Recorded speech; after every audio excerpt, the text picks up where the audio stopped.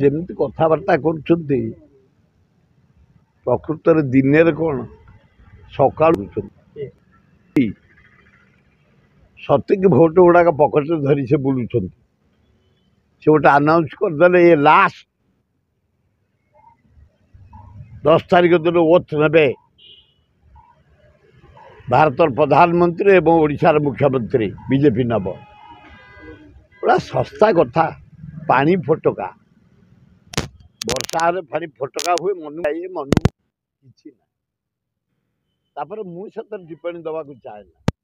ମୁଁ ଖାଲି ଚାହେଁ ଭୁବନେଶ୍ୱର ଲୋକସଭା ନିର୍ବାଚନ, ମୁଁ ଏଇନା ବାଲିପାଟଣାର ବାଲିଅନ୍ତା ବାଲିପାଟଣା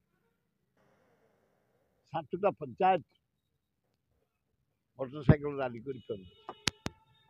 ସୁନ୍ଦର ସମର୍ଥନ ଛାତ୍ରଙ୍କର, ଯୁବଙ୍କର, କୁନି କୁନି ପିଲାଙ୍କର, ମା ଭଉଣୀଙ୍କର, ହରିଜନ ଭାଇମାନଙ୍କର, ଆଦିବାସୀ ଭାଇମାନଙ୍କର, ନା ଆଦିବାସୀ ଏପଟେ ନା ଆଦିବାସୀ ଚନ୍ଦକା ଫୁଲ୍ ସମର୍ଥନ।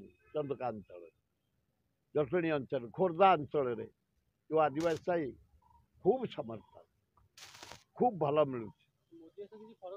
କିଛି ନାହିଁ, ମୋଦି 2 ଦିନ ଆଇଲେ, 4 ଦିନ ତଳେ ନାଇଟ୍ ହଲ୍ଟ କଲେ, ଗୁଡ଼ାଏ ବସ୍ରେ ଲେଡ଼ିଜ୍କି ଆଣିକି ଠିଆ କରେଇଲେ, ସେ ହାତ ହଲେଇ ଦେଇ ଗଲେ।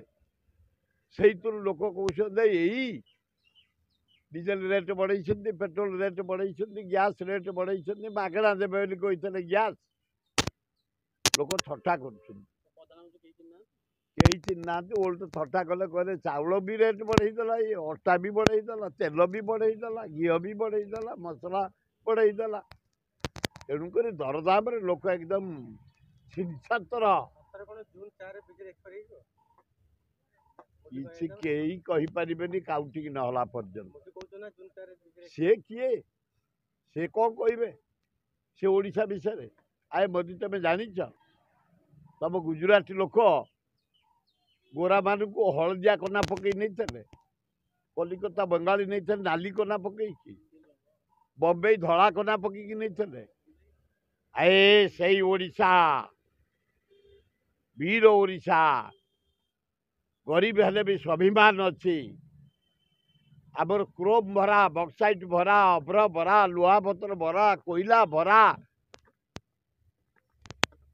ଜଙ୍ଗଲ ଭରା, ସମୁଦ୍ର ଭରା, ଆମେ କାଙ୍ଗାଳ।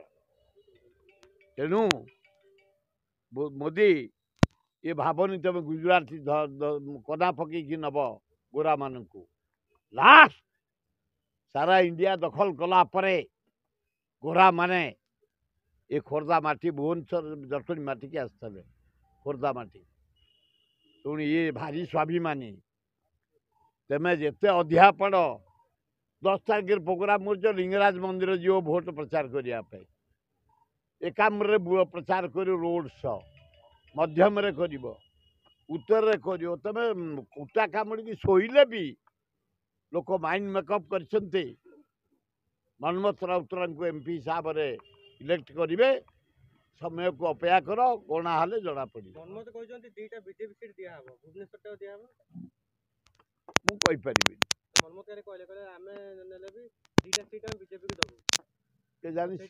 ମୁଁ ସେ କଥା କହିପାରିବି। ମୁଁ ଜାଣି ଖାଲି ମନେ ରଖିଛି ମୋ ପୁଅ ମନ୍ମଥ କେମିତି ଏଠେଇ ଜିତିବ, ଏବଂ ବଡ଼ ପୁଅ ନିମାପଡ଼ାରେ ନମିନେସନ୍ କରିଛି, ସେ ସେଠେଇ କେମିତି ଜିତିବ, ଏଇ ଯୋଡ଼ିକ ଉପରେ ମୋ ନଜର।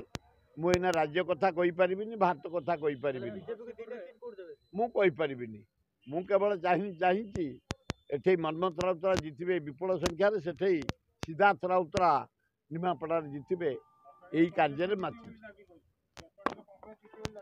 ଛାଡ଼, ଯିଏ ଦାବି କରିଛନ୍ତି ସେ କେବେ ଭୋଟରେ ଠିଆ ହେଇନାହାନ୍ତି କି ତାଙ୍କ ଜୀବନରେ ଠିଆ ହେଇନାହାନ୍ତି।